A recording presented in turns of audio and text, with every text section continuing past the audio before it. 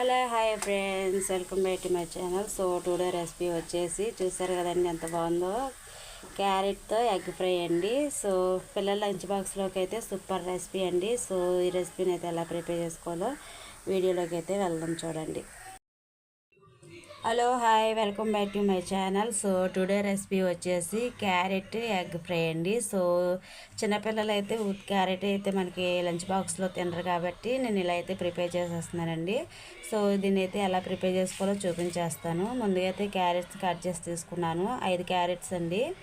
దానిలో medium size చిన్న size ఉల్లిపాయలు అయితే 2, 3 కోడిగుడ్లు అయితే తీసేసుకున్నాను. దీన్ని ఎలా ప్రిపేర్ చేసుకోవాలో వీడియోలో అయితే చూసేద్దాం రండి.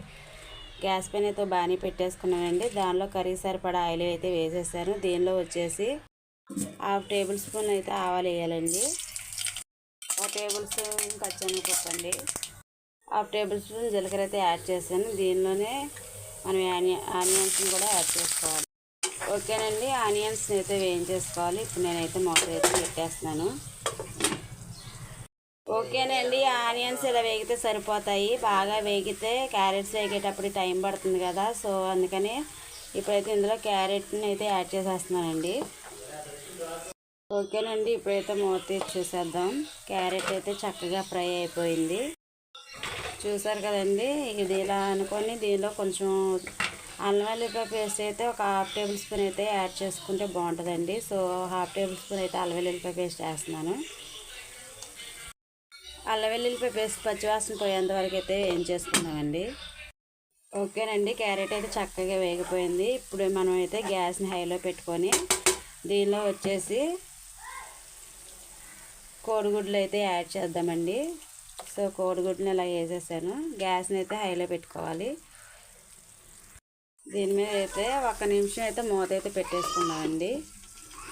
ఒకసారి మూత తీసి చూసేయండి. చూసారు కదా, అది చక్కగా అయితే ఫ్రై అయిపోయిందండి. సో దీన్ని అయితే మనం రెండో వైపుకి అయితే తిప్పేసుకున్నామండి.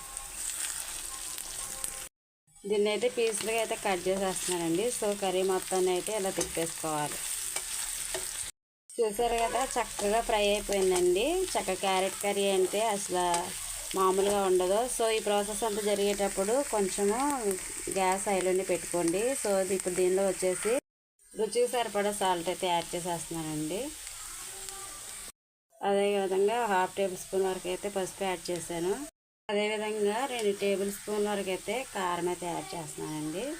నీచు కదా, కొంచెం కారం అయితే చూసి వేసుకోండి. ఓకేనండి, ఇప్పుడు ఇవన్నీ అయితే మనం కలిపేసుకోవాలి. ఇప్పుడు దీనిలో వచ్చేసి 1/2 టేబుల్ స్పూన్ వరకు అయితే నేను మసాలా పౌడర్ యాడ్ చేశానండి.